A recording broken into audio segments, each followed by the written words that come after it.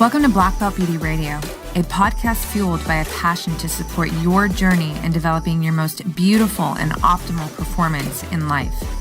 Each episode is driven with the intention to elevate your mind. When we elevate our mind, we elevate our life. So get ready. It's time to rise. My girl, Hannah, this is round 2. I am so excited to have you back on the show. I'm so excited to dive into your genius, to your heart and your soul. I mean, I have the privilege of, having you as one of my dearest. And this is really special. Your closest friends, brilliant people, that doesn't mean that you're necessarily going to be. Let me frame it like this. When you have people that are so close to you and they're incredible, you're not necessarily listening to all their podcasts and all that because they're in your intimate circle, so you kind of get like their genius and their energy more regularly. But, regardless of who I bring on the show, whether it's somebody like you who is a dear friend of mine or, somebody that I don't know, I always do my due diligence of prep work because I want to show up for the best of this conversation, right?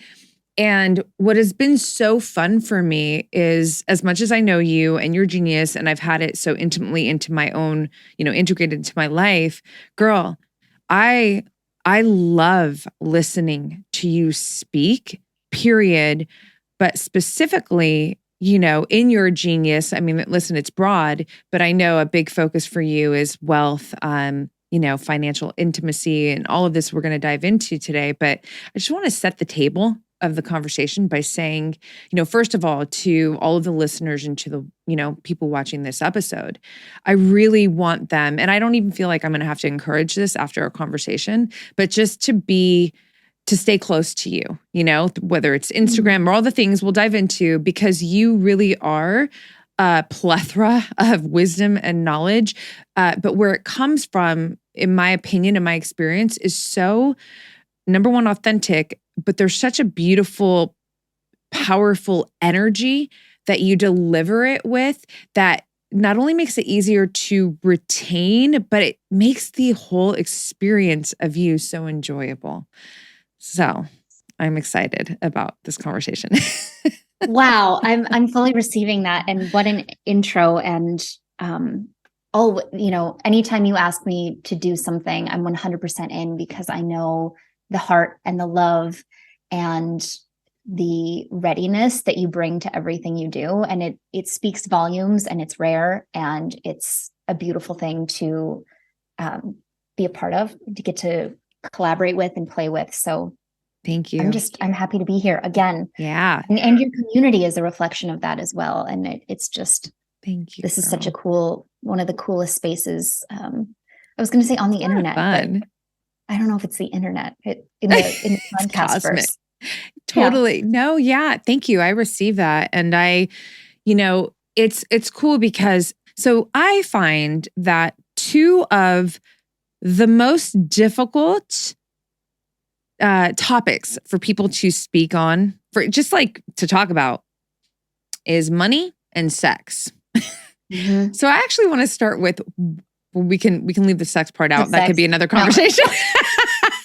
But that's all coming. But I want to start with, why do you think that is? Why is talking about money, finances, why is that such a fucking hard thing for people? Well, first and foremost, it's incredibly intimate. Mm-hmm. And we'll get to financial intimacy and why I teach that and what the heck that even is as a body of work later. But it's incredibly intimate. It is vulnerable. Yeah. It's layered. And we have an entire each of us have an entire psychological relationship to money that is different from anyone else. So this is like the layers of our experience, maybe our family of origin, how we identify or are presented in the world where we grew up. And it's also, most of the people listening to this probably exist in Western civilization. So we exist in this thing called capitalism. Mm-hmm. And I'm not going to go into opinions about capitalism because the truth of the matter is this is where we exist. So it's also tied to this deeper layer of provision and survival, right? Yeah. This ability to succeed, to achieve, this access to opportunity, to options. And that's a pretty hardcore thing to be anchored to, without everything else, right? Without layers of, the way your culture sees you in relationship to money, which for women is significantly different than men. And that's not an opinion, that's statistics. Yeah. So it's incredibly complex and it's incredibly personal, and it feels personal because people, beings who are hardwired to survive, then you have this thing that's tied to your ability to do that. Yeah. To provide for yourself, to provide for your loved ones. That is a representation of value. Yeah. Yeah. Right. That is not your value. Your value is inherent, but it's a representation of that in a system that exists upon, like, with the understanding and the agreement of this value exchange we call money. Yeah. Then it becomes complicated. Right. And I know it was that for me, for all of my childhood and the majority of my adult life. It didn't start becoming less complicated until, I would say, the last 2 years. And so even for me, like, it was this thing where talking about it, where more transparent and forward and frank conversations about money would make me freeze up, would make me incredibly anxious. If I was spending too much time talking about the numbers, I would just kind of go numb and tune out. And I see this all of the time with people. I just had a conversation, a consultation with a business owner, super successful business owner who's been running a company for years, has, syndicated content that he puts out. And it was like, he was just kind of like halfway through the conversation, he's like, I'm sorry, I am so incredibly uncomfortable. And it's like, of course, because this thing is tied to your ability to provide, right? Your livelihood. So if you don't understand it, that's making decisions around it is really scary. Yeah. Yeah. See, yes. Oh my gosh.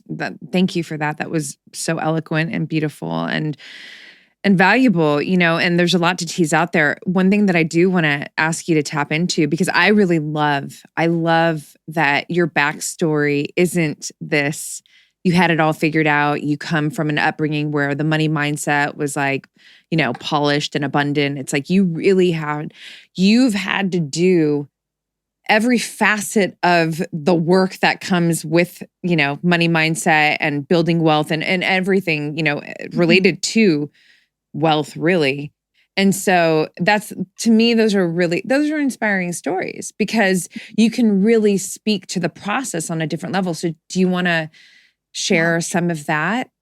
Yeah. And I appreciate that, because when we think about, a financial educator or someone with financial expertise, we think they're naturally good at this thing, or they have a degree in this thing, or they had someone early on who took them by the hand and showed them the ins and outs. That is not my story. In fact, my experience is directly the opposite of that. I grew up, I've been on food stamps, as a child, and as a young adult. And my modeling around money was incredibly dysfunctional. My parents fought a lot about money. We were definitely below the poverty line. And it wasn't just that we didn't have money. It was the layers of emotion and behavior and financial trauma, right? The psychological manipulation and fear and tension and anger that, children are incredibly perceptive. Yeah. So I remember being and I'm the oldest of 4.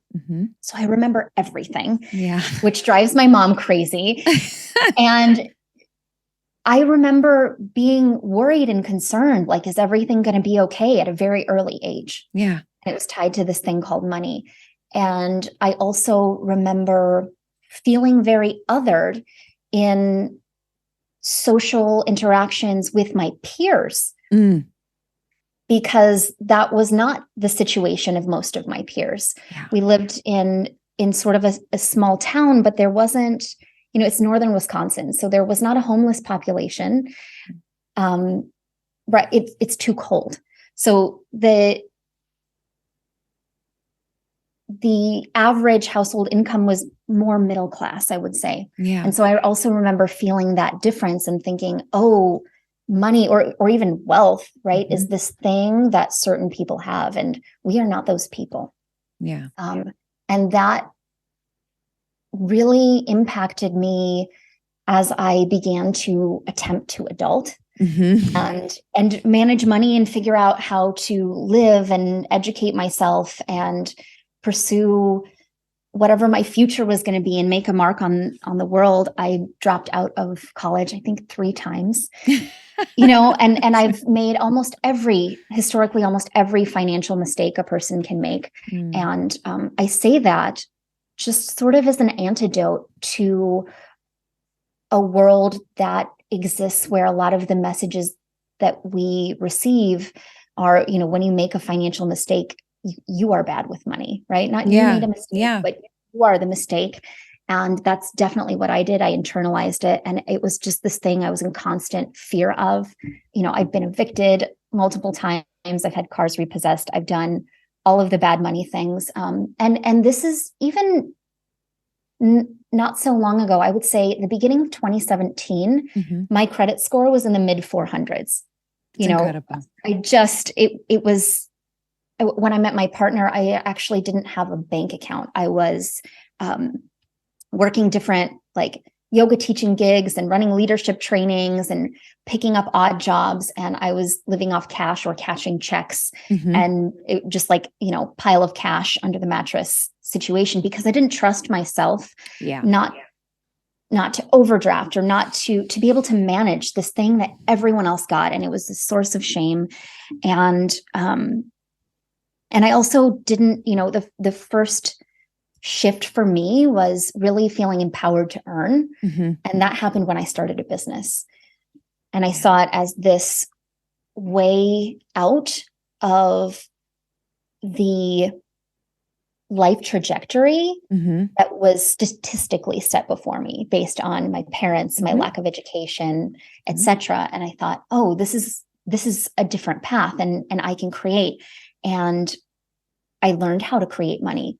But what I didn't do was heal my relationship with money. And so when I started making money, a lot more money, some things shifted as things do, but I still felt scared. Yeah. I still felt nervous. I still felt terrified. I still was wondering, after a year of working my butt, of doing nothing but working, where did my money go? And not knowing. Yeah. Right? Not know, having to spend 6 hours going line by line through accounts to be like, oh, this is what's happening. Taxes were, I was paralyzed. Yeah. And that was the point I hit where I'm like, clearly you're capable. Clearly this is not working for you. Clearly money isn't the problem. And that was a huge wake-up call for me. So that's yeah. It's there's so much relatability in my own childhood experience. And I would be shocked if that wasn't, the majority of, a lot of people listening. I mean, truly, there are more people who come up from an upbringing where there's real issues around the money mindset, the emotional relationship with money that we experienced through our parents. We know, or maybe some people don't know, but, all the way up until the age of 7, we're essentially being programmed in the subconscious, right? So if any, all the talks and all the things that are happening in the house related to money that are not, empowered and, or basically, lack based, it goes into our subconscious, which is so gnarly, because then you're functioning not even consciously with these programs that keep you in lack and limitation. So that's one aspect, right? And then you have society, I feel almost as if they do it on purpose, at least over here, so that you fail, right? They're not teaching you things about how to really, be financially healthy, right? I'm just kind of layering on and kind of pulling out from what you shared. It's financial wellness. So I love that. Right? Right. This is one facet of self-care of health. Yeah. Yes. And so you're moving with all this stuff. And then on top of that, I'm going through the pyramid. Watch this. Then we are groomed also to believe that our financial status is directly correlated with our worth. So you feel just less than when you are not functioning in a healthy state of financial well-being. This is all shit that we're carrying around, and we're supposed to like figure it out, Then comes this part where you can start feeling like you don't even have what it takes. You're not smart enough. You weren't lucky. To be able to cultivate this, like just even like baseline level, normal quotations, like financial health. So just kind of airing that out a bit, because that's what I took, pieces of your, what you just shared. And it's relatable in my own life, like I said, and I believe in so many others as well. And here's a really cool thing that, you said about, and I really would like to expand on this more, but you talked about how, you got to this place where you start your business and you were able to bring in money, like you start, bringing in money, but you didn't heal things. And to me, I hear that so clearly.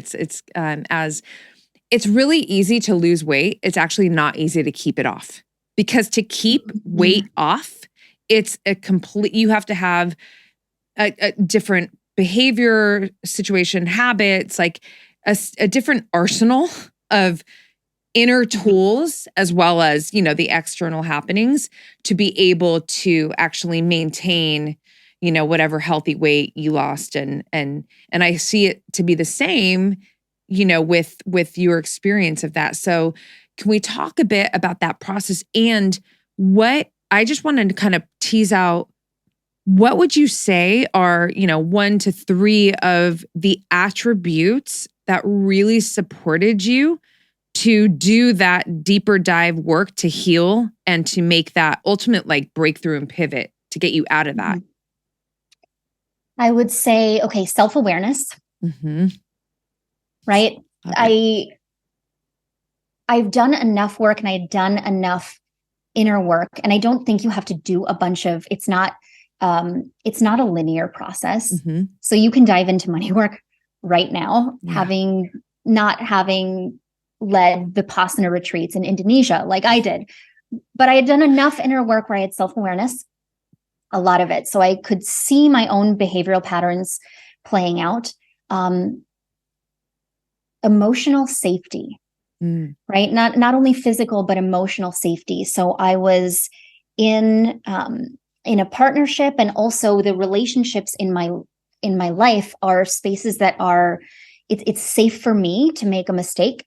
It's safe for me to learn. It's safe for me to give and receive feedback, especially feedback that is not just this kind of like glowing reflection, but challenging feedback. And self-awareness. What would the third be? It's hard because there are a few different things. I mean, I think curiosity is really helpful. I'm an entrepreneur, so the way I think about things is always like, does it have to be that way? But why? Yeah. Right. I'm constantly like that 3-year-old who just learned the word why. It's so annoying. I'm like, so why? Good. I love the why work. And also having mirrors in my life, or people who are mirroring back to me. I think that's part of that feedback process. Yeah. Well, let me ask you this. Where do you self-worth, self-love, self-worth lives in self-love. How does that come into the picture here in this part of your process? Yeah. Right. Because I Oh, believe that you had to have been fucking feeling like, hey, sister, this ain't cool. Like we're better than this. worthy beyond. And I think that I know for a fact that self-respect Mm-hmm. was a huge piece of that, because it was like, I'm working. I worked 2020. I worked. All I did was work, because the lockdown happened, and Yeah. my business was thriving. And so it was just kind of the shut in. What else am I going to do? Yeah. Like, watch Netflix.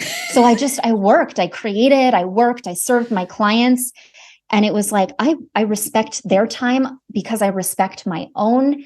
And clearly I'm not respecting my time in this area, because I work to create this value, Mm-hmm. right? This agreed upon value, exchange of value that provides me with opportunity, that provides me with options. And I am not being an intentional steward of that, which means I'm not respecting my time. So, I had actually done a ton of money work in the sense of mindset and manifestation and Yep. law of attraction and all of these sort of feel good Mm-hmm. aspects of money work. And I chose those avenues because mainstream finance was just not welcoming. Mm-hmm. And these were welcoming. And some of what that taught me was to think and feel good about things, Mm-hmm. but it also made me afraid of dealing with what was actually there on a deeper level. And it also, because I wanted to think positive thoughts to attract positive things. Right. And it also did not give me the grounded, tangible tools. Yes. So I felt beyond worthy. And eventually it was like, when you feel really worthy, you will also call yourself on your own shit. Totally, girl. I love And I it. was like, you are better than this. I expect more from you, because I know who the fuck you are and you're worthy of everything. Why are you not showing up for yourself here? That's one of the things I really love about your conversations in this space, because, I me, I'm all about law of resonance. I live deeply in manifestation, and I produce some incredible, experiences that are like so next level. And and there's value in that. That's all beautiful and important, and just frequency, like being higher up in the mind. But there is this reality too of, what are the tools? What are the tactics? Like, what are the, like, down here on earth in the physical plane? Like, what do we need to know how to do that's outside of the vision questing and all of that? And I feel like, honestly, girl, you to me represent like the most refreshing, revolutionary expression where, and I mean this with all of my heart, where you merge both, because you really, I know you value that whole, the Absolutely. right. And you know what it is, Hannah, and I speak about this all the time, this, and I just get louder and louder. And so I want to point this out because it's fun when I get to really capture it. But to me, that's the harmonization of masculine, feminine energy. Like the feminine is like, we're out here, and I want to talk to you about, like what's a wealth vision, and that will come in later. But like visualization, manifestation, to me, that's opening, that's creativity, that's imaginative, that's expansive. That is creative and is absolutely so fucking important. And then you have your due diligence, your logical, your tactics, your edge, your fucking, what's the game plan? And that is the masculine. And this is why, to me, it's so valuable to, when there's harmony, because then the masculine is supporting the feminine to do its thing more powerful, and the feminine is supporting the masculine energies, right? These to do its thing more powerful too. And you, to me, are just that perfect marriage, that union of both of these energies in this area of, wealth, growth, intimacy, all the things. And I haven't seen that yet. I haven't seen anybody who's really got my attention. I think it's so like far over here on this end, like just in that masculine energy. And this is my terminology, or it's super whimsical and just like, in the manifestation space. So girl. And that's the truth with money work. It's why I do what I do. It's why I've, created a body of work that's a through line, because it's kind of like an infinity symbol, right? Like if you turn an 8 on its side, one catalyzes the other, right? So if if we're talking from a conceptual principled space, and I see this, it's the same reflection I see in the entrepreneurial space, as I see in the finance space. If we're just moving off of motivation and inspiration, it's fleeting. But if we anchor ourselves in commitment, so I'm showing up every day, right? I'm showing up every day. I'm showing up every day. Then we become then we make space where that inspiration and motivation can come in naturally, because we're there every day. So we're not just moving when the muse calls us. We're saying, hey, I'm here every day for whenever you're ready to show up, right? So we have to have those fundamental anchors. And mine are commitment and contribution, right? And then those catalyze the inspiration and motivation, or the passion. And I see people trying to put an anchor down with inspiration. Right. Totally. And it's, it's the same when you're building something, you need structure. Or when we talk about manifestation, I've manifested crazy things in my life, a life partner, all of these things where I was just so dialed into my desire and so not grasping, and things just flowed. But the truth is, we're also operating in the 3-dimensional experience. Right. And you cannot wish your way wealthy. So that is things so good. that don't have that grounded anchor, it's kind of like if you want your refrigerator to feel abundant when you open it, right? You're going to clean it.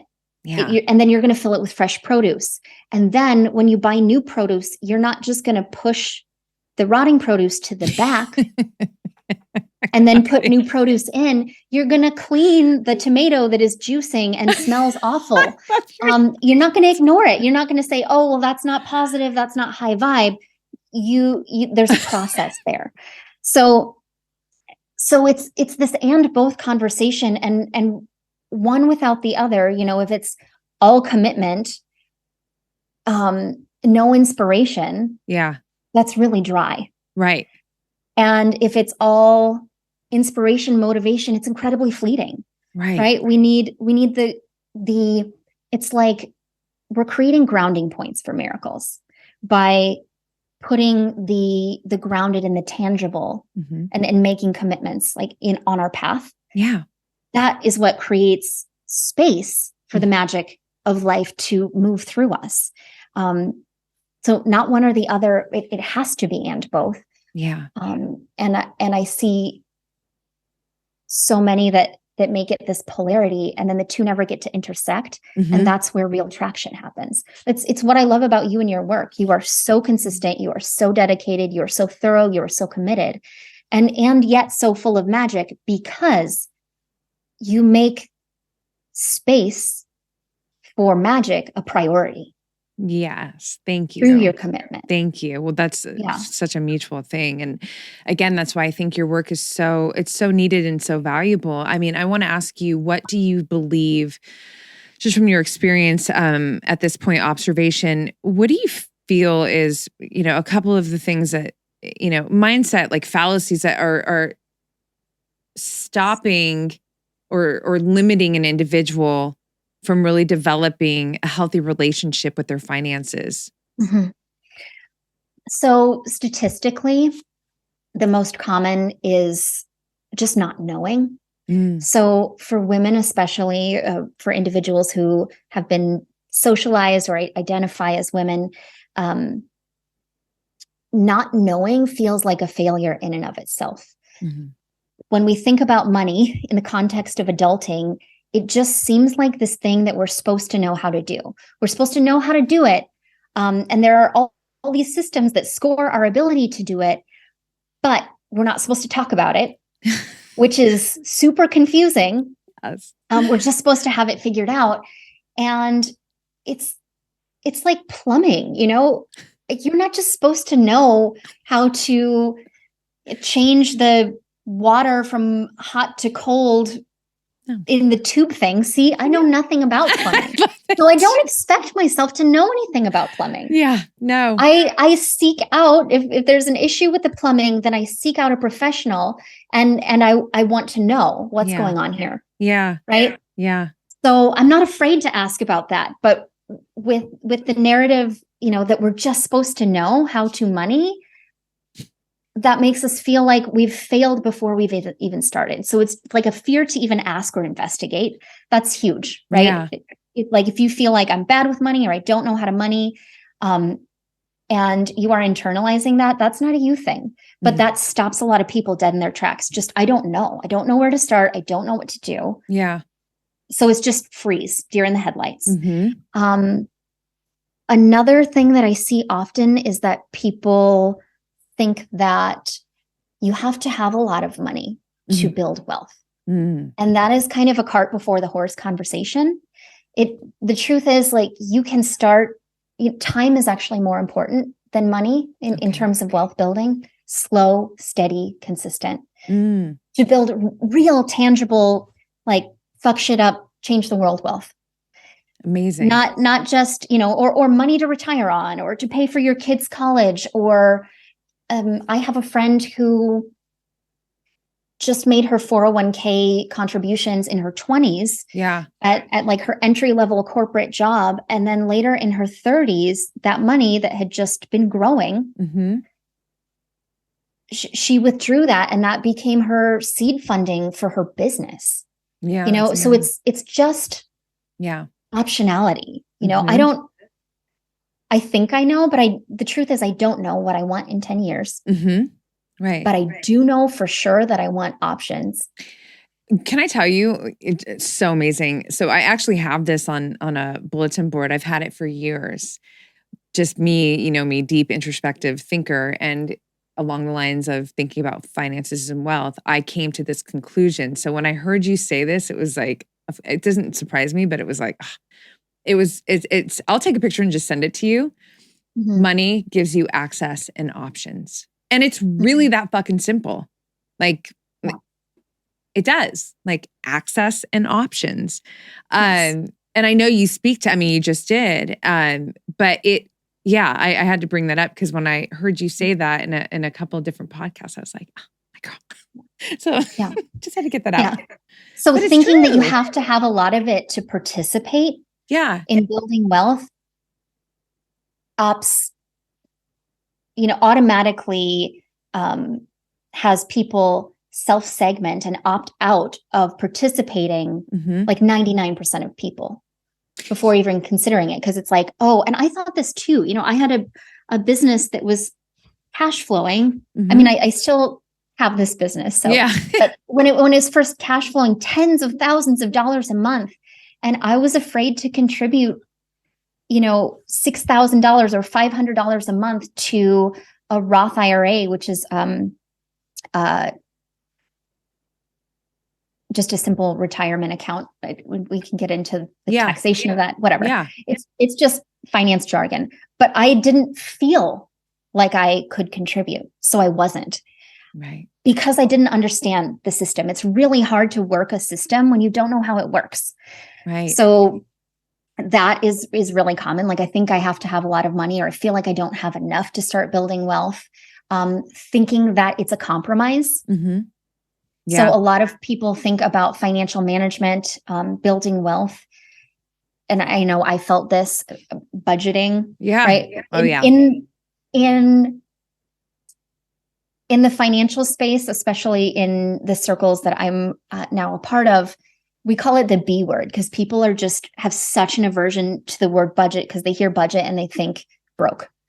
Right. You think like budget rental is like totally. Or constriction, ramen noodles. Money is now telling me what I can't do. Yes. And so it feels like it's this negotiation between what I want to do and what I should do. And the truth is it's not. So cash flow management tools and systems are really just a way to tell money how it gets to show up for you. Yeah.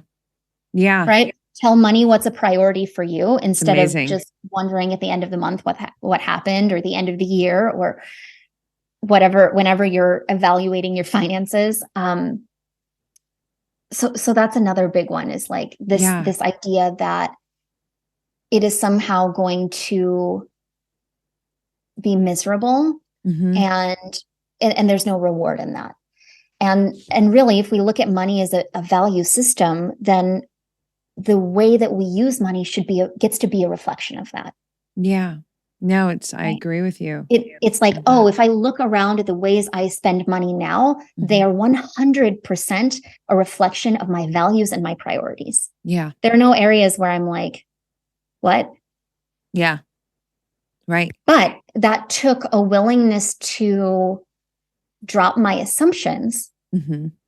and implement processes and get more intentional and intimate. So the big ones are: not knowing feels like a failure. Mhm. You need to have a lot of money before you can start, Yep. and that budgeting or financial management is somehow going to be this compromise of your well-being or Yeah. your joy or Mhm. your desires Mhm. in exchange for some future, at 65, when you finally get to enjoy your life. And it does not have to be that, although it's often taught that way, right? We don't just make this stuff up.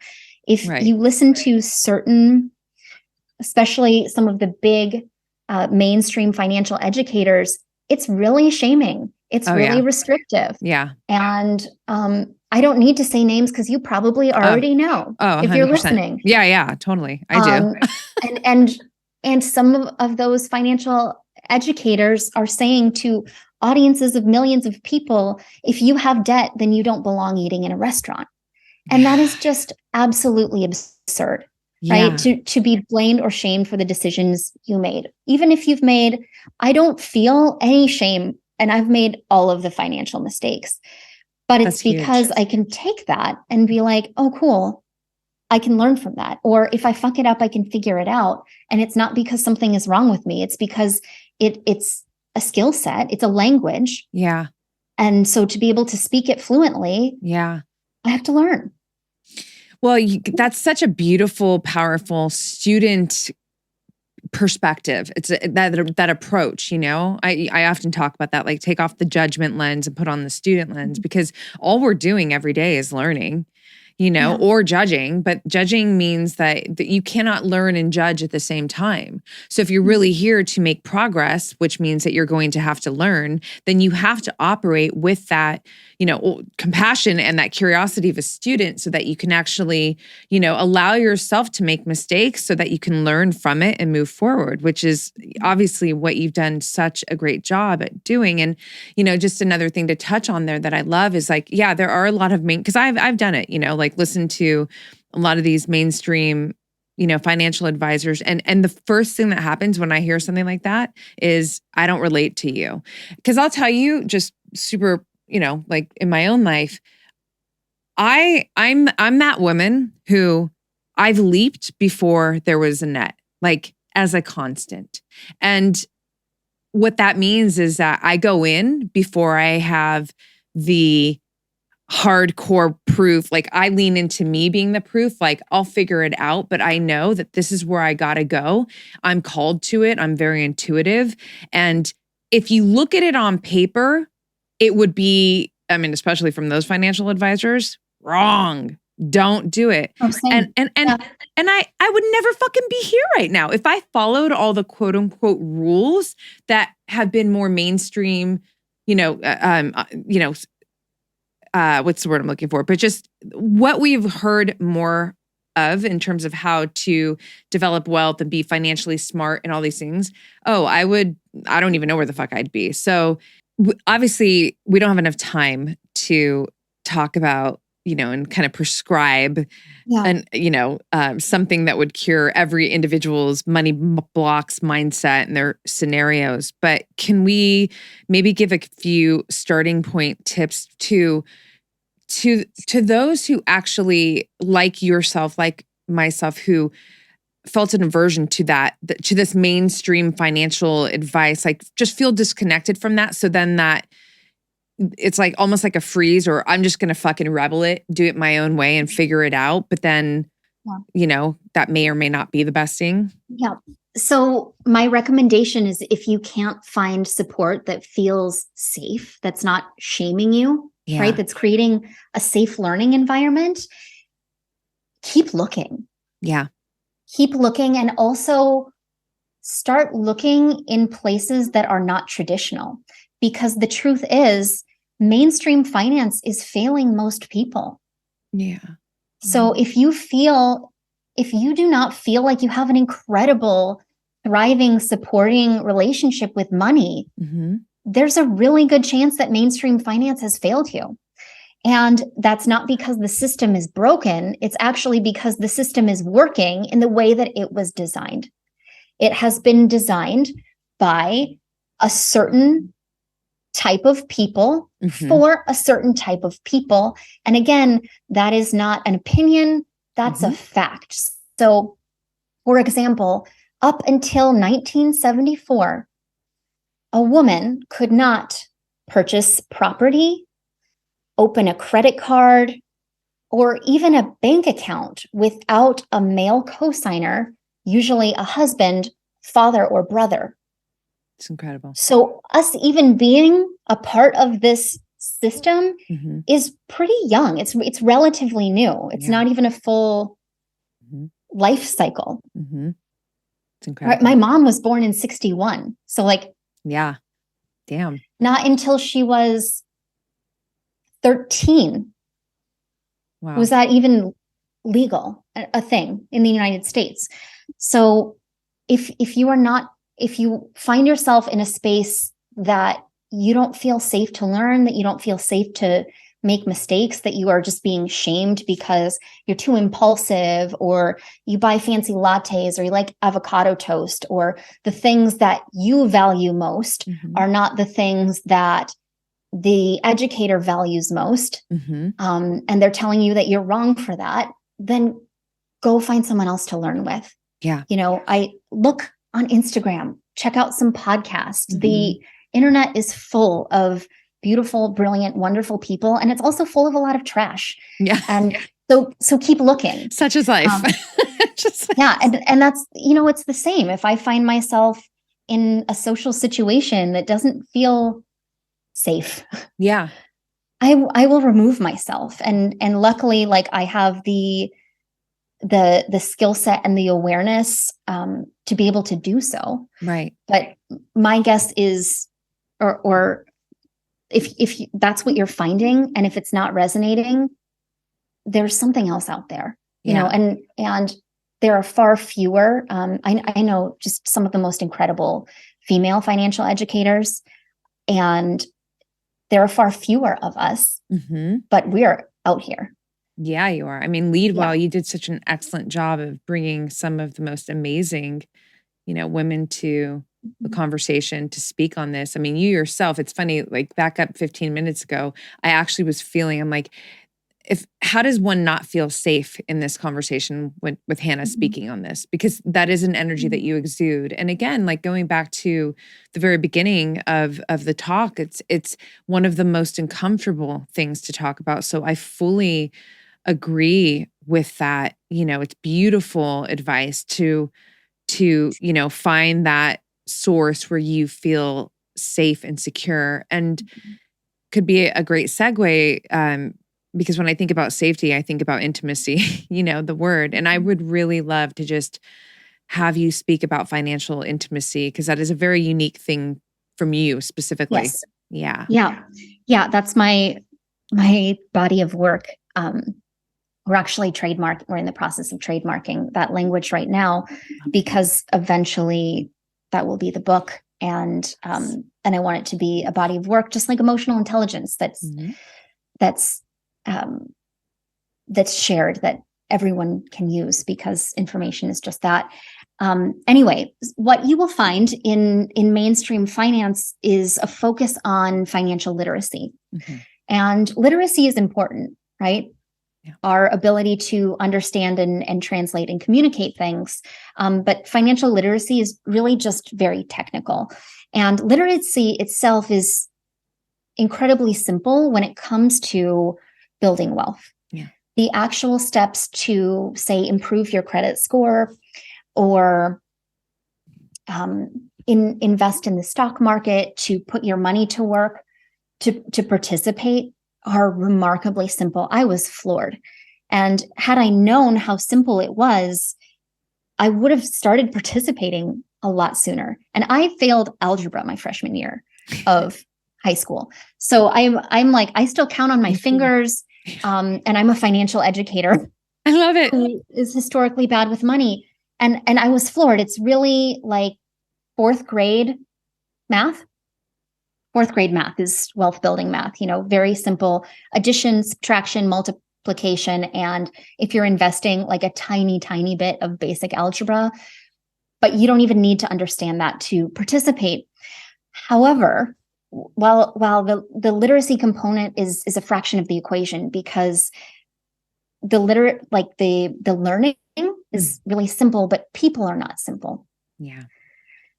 So financial literacy, often, if you've ever tried to create a budget, right? Mm-hmm. Tried to stick to a budget and failed, or set a financial goal for yourself and not met it, it's because literacy gives us kind of like a behavioral plan. Mm-hmm. Yeah. So it gives you this behavioral plan, follow this behavioral plan, and you'll be good. Mm-hmm. Well, that's great, except if we are not addressing the underlying psychological and emotional patterns that impact our behaviors, yes, then it's not sustainable. It's just like the weight loss. It's like oh gosh, it's easy to lose weight. Mm-hmm. It's not easy to sustain. So if I don't change my relationship to this thing called money, mm-hmm. then I can achieve a goal. But I can only sustain that for a while because I'm not actually acknowledging or looking at or creating space for mm-hmm. the way I am in this relationship by default, right? Just my default way of being. And so when I talk about financial intimacy, I'm talking about depth of relationship, intimacy in the context of depth of a relationship. And money is this thing that, like it or not, you are going to be in relationship with for the rest of your life. Yes. Hands down, period. Mm-hmm. It does not matter your situation. That is the context we exist in. Even if you go off the grid, at some point, you are going to need money, batteries, or fishing line, or whatever. You will need things. And this value exchange is happening. So financial intimacy itself, there are three components of financial intimacy. And this is the work that helps us transform the way we relate to money mm-hmm. in service of building wealth, in service of creating the type of value that gives us access, mm-hmm. options, and opportunity. Thanks so much for tuning into this episode, you guys. If you loved it, please share it on your social. Throw it up on your Instagram stories and tag me. I'm at Black Belt Beauty. I am also at Roxy Look, RoxyLook.